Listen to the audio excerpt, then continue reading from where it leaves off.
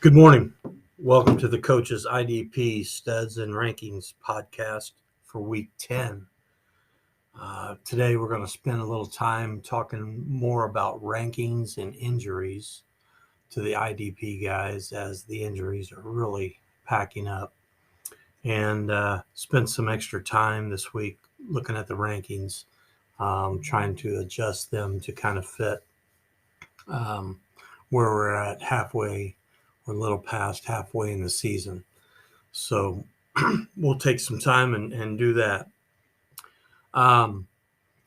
Start out with a question. It was one of those that kind of made me stop and think. The question was,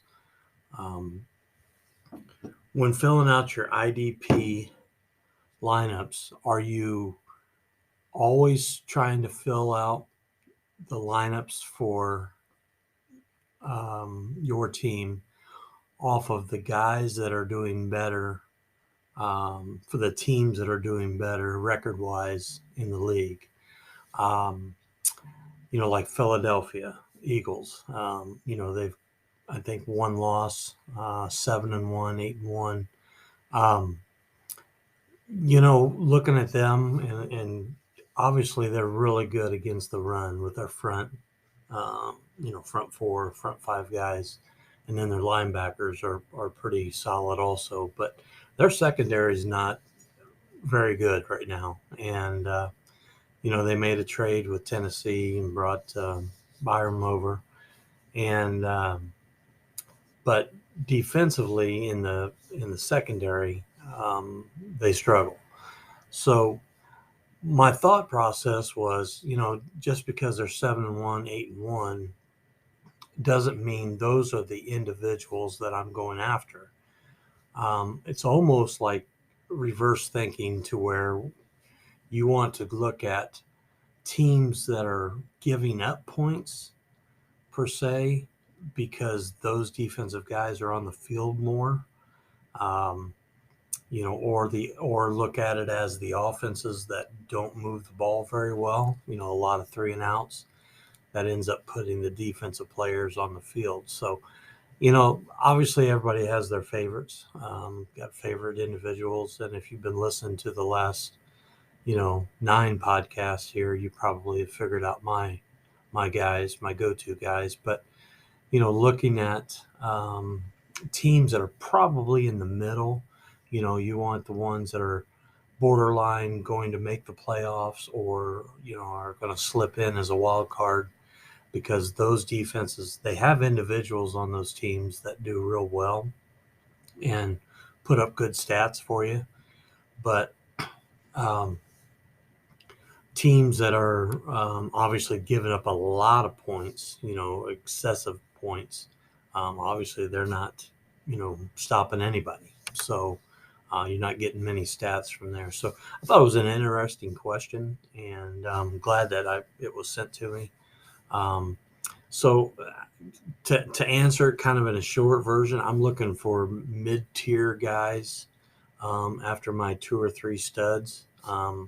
If you could get a stud on the defensive line, a stud at the linebacker position, maybe 2 really good linebackers, and then a really good secondary guy that, kind of is a roamer, to where he fills, real well on the run, but he also is around the ball, when it's in the air. So those are some things that I'd kind of look at when I go to put my waiver claims in for the bye weeks, or when I'm drafting, or at the end of the year when there's a cut down. You're kind of, looking ahead at where, where these guys are at, in their career, and where they're going to be. So there's a lot of intangible things that go into play with this. So great question, and keep the questions coming. Let's start with defensive line guys. So the top five, top six, seven, have been pretty much the same. Micah Parsons, Nick Bosa, Miles Garrett. Some people have TJ Watt or Crosby in that three spot. Living in Ohio, I see a lot of Cleveland games, and I think Garrett has had a tremendous, tremendous season this year. So I'd put him at three. TJ Watt, Crosby, Brian Burns, and Brian Burns got dinged up a little bit Sunday, so I believe he is out for tonight's game against the Bears. So that's somebody that you're going to have to replace if he's on your team, and get somebody in there for him. He is not a cut. Don't drop him. I think it's just precautionary for him with his shoulder, I believe it is. So, um, just keep an eye on him. Hutchinson, great year. Hassan Reddick, he quietly puts up those numbers for Philadelphia's front four, front five guys as a defensive end. Thibodeau at 9, he obviously has given the Giants, probably the only spark on the defensive side since they have some injuries at their linebacker spot. And then, finishing out the top 10, with Quentin Williams. So, always a big, good defensive tackle in the middle there. Takes up double teams and really good against the run. So, some guys that kind of slipped in, that are also, part of this, Chance Young, his move to San Francisco improved his value, I believe. George Karlaftis for the Kansas City Chiefs, that's a name that you want to keep in mind. Really really a good, solid player. Not fancy, not flashy, but solid. So keep your eye on him. But Rashawn Gray is dinged up. I think he went on the IR. Matthew Judon is, dinged up, and I think he's out for the season. So some of these guys, are, we have to find replacement guys for them, but they're out there. You just have to look a little bit. So, guys that may still be on the waiver wire, are guys that, when you have an injury like to Rashawn Gary of the Green Bay Packers, you want to look at the depth chart and see where he's at. So they drafted a young man named Van Ness out of Iowa. I would look at him. He's probably still on the waiver wire, so he could fill a spot, for a couple of weeks until Rashawn Gray comes back. So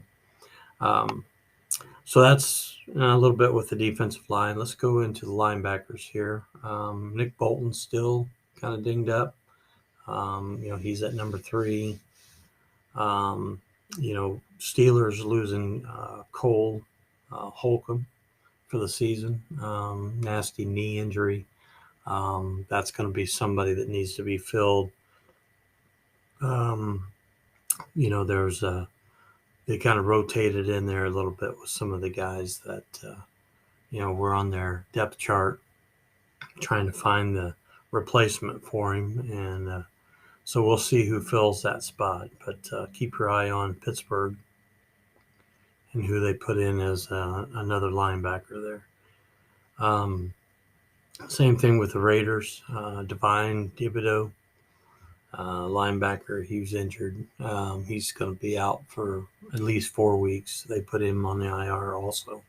So Raiders, they've got a couple of guys there they can put in there. Split Plane is a guy that they could definitely put in and kind of hold that position until Divine comes back. So.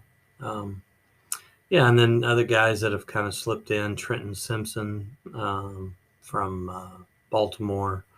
Drew Sanders, linebacker for Denver. And Denver's, quietly, starting to put things together on the defensive side. Holding the Chiefs to 3 field goals was pretty good. So I don't care.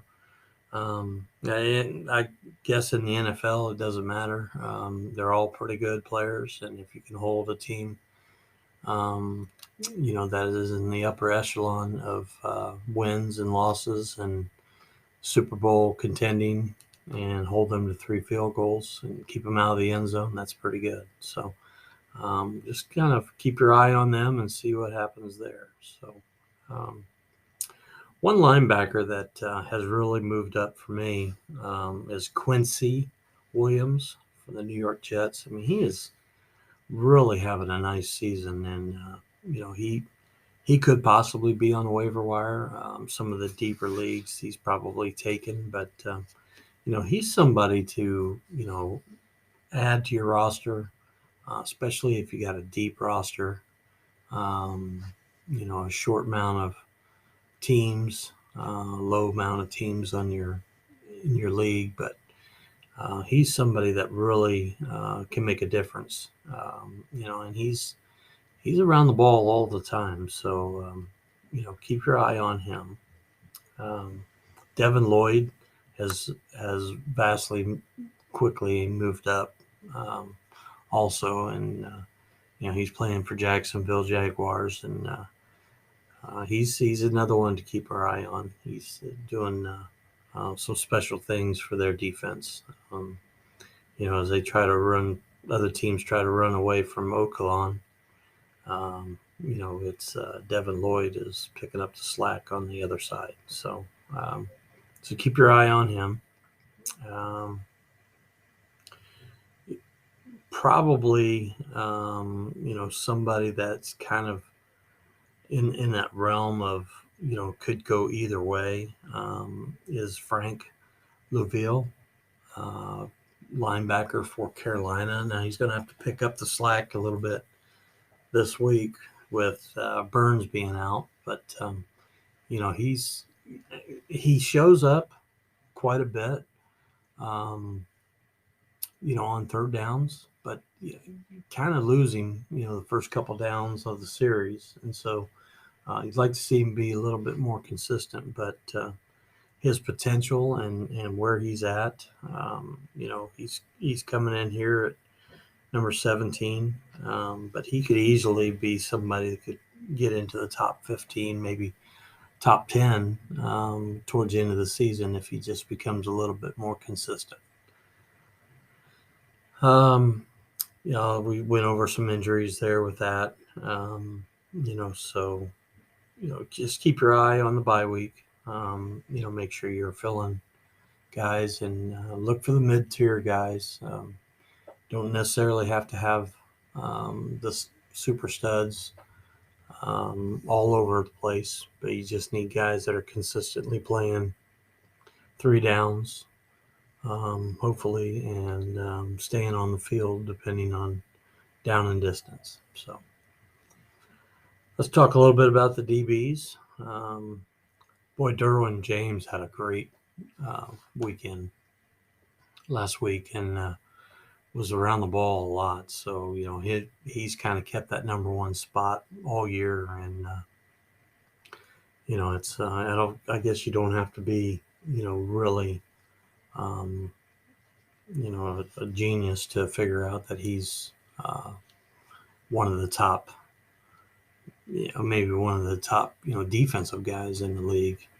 Just he's in at a safety position where he's not necessarily getting all the tackles at the line of scrimmage, and they're kind of throwing away from him a little bit in the secondary. But just to know that he's out there and has the ability to make plays, he's somebody to really watch and keep your eye on as the season continues. Little change at the top. Petrie for the Texans. He's kind of flipped, went from 5, and I moved him up to 2. Um, I know Winfield had been out for a week or two, and then Fitzpatrick had been out. Brisker's been injured. Petrie's just been consistent. So we moved him up to the number 2 spot. Um, Brisker, Fitzpatrick, Winfield, Baker, Hamilton. Still really love those guys. I think they're consistent. When they're on the field, they're very consistent players and make plays all over the place. So great secondary guys there. So um, our first corner is Kyle Duggar. Kyle Duggar is kind of that shutdown guy for New England, and I don't know, how long he's going to be in New England, if he's going to become a free agent or not. But they may use him as trade bait, try to pick up some picks or whatever. But he's definitely one of the top cornerbacks, if not the top corner in the league. Some of these other guys that have made the list or came on, excuse me.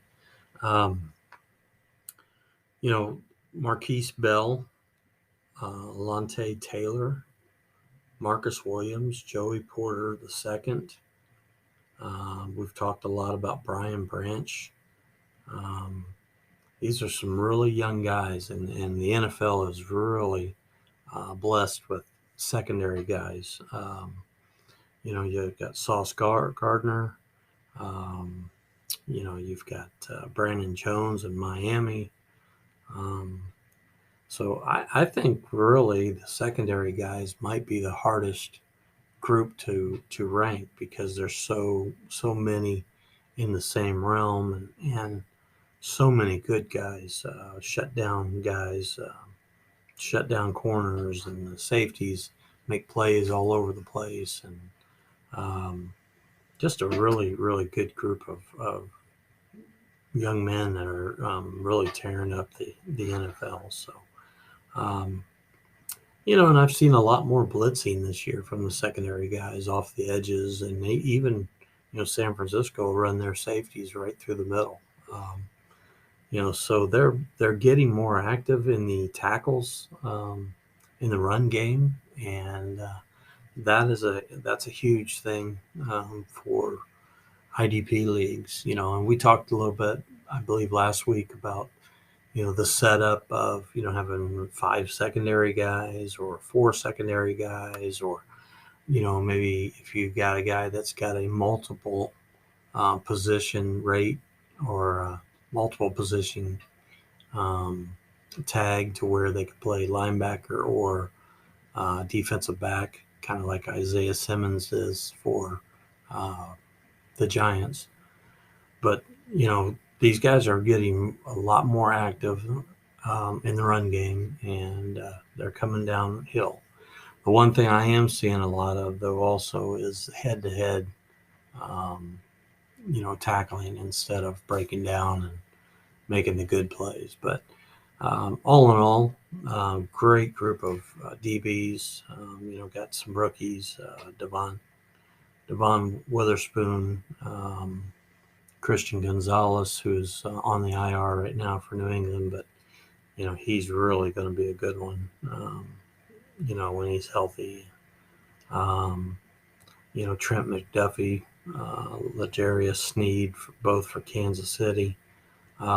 Justin Simmons for Denver. He's part of that group of guys that are going to start, kind of creeping up out west, trying to get themselves positioned to, possibly get into the playoff hunt here late. So, keep your eye on that. Jamal Adams, he's a little bit longer in the tooth, but still a very solid player. Plays hard, brings an attitude. Sometimes he lets it show a little bit too much on the field, but I think if you're a guy that you're expected to be a leader, expected to be the big hitter on the team, you've got to have that attitude. So he's Again, he's an older guy compared to a lot of these guys, but he's a player. The other one I want to make sure I mention here before I move on is Donovan Wilson, for Dallas. He had a huge game, I believe, last week with some interception, pick six, I believe, and then might have had a second interception or a fumble recovery.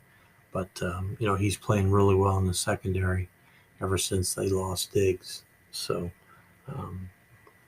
but yeah, that's a great group of defensive backs, and you can find a lot of tackles and a lot of interceptions, forced fumbles, and fumble recoveries out of that group also. So let's talk real quick waiver wire pickup. I posted the other day, and thank you to Fantasy Holics for making the graphic for me. I'd like to also, shout out to them for allowing me to do this. I enjoy doing this, trying to get better each week with it, and we're trying to improve our content and everything. I'm hoping to maybe get some guys to call in and do some questions on air, or on the recording the podcast, so you can kind of get some insight on what other people are thinking too. So when I go down through here, the waiver wire pickups that I kind of put out there this week is Cameron Haywood, defensive line for Pittsburgh. Had a really nice game the other night. He's probably still on the waiver wire, so he would be a good pickup for somebody that might have Brian Burns, who is injured at the defensive end. And if you're just putting a defensive lineman in this week, Hayward would be a good one. Linebacker, Jawan Bentley, linebacker for New England. New England's kind of done the switching around guys and moving guys around a lot, but I think he's become one of the more consistent linebackers for them since the injury to Judon coming into play. So, Damone Clark, linebacker for Dallas. Somebody that's in the last couple of weeks has made some really good strides. Probably could put up some good numbers for you, especially against a team that runs the ball quite a bit. So that's probably somebody to really check out on your list and see if he's available. We talked a little bit about Cole Holcomb's injury for the Pittsburgh Steelers, and as I go through the depth chart and I look, the one guy I think, in my mind, and this is my opinion only, that's probably going to take his spot more consistently than anybody else is Kawan Alexander. So, he may be on a lot of waiver wire list right now. Some people may have jumped on him because I know he came in and he had a couple good plays second half of that game the other night after the injury to Cole. So keep your eye on him. I would try to pick him up if he's available. And lastly, Marquise Bell. I mentioned him a little bit on the rankings as he broke into the rankings. Top 30 this week. But he's always up around the line of scrimmage for Dallas, and so he's one of those guys. He'll add up some tackles. He'll add up some forced fumbles for you. Kind of like a linebacker would. So, take a look. He's probably, down on the depth your waiver wire list. But if he's available, and you have a bye guy that you have to take out of the lineup, he might be somebody that can fill in for you for a week, possibly two. So, well, I appreciate it. Again, if you have any questions and you want to send them to myself, it's uh, at Studz _ IDP, and that'll get to me, and we will try to answer every question we can possibly get, and I'll share one or two on the podcast, and we'll go from there. So again, thank you to Fantasy Holics for allowing me to do this, and again, remember that defenses win championships. Have a great week this week, and hope that your team, your IDP league team, wins, gets in the win column again for you. Have a great evening.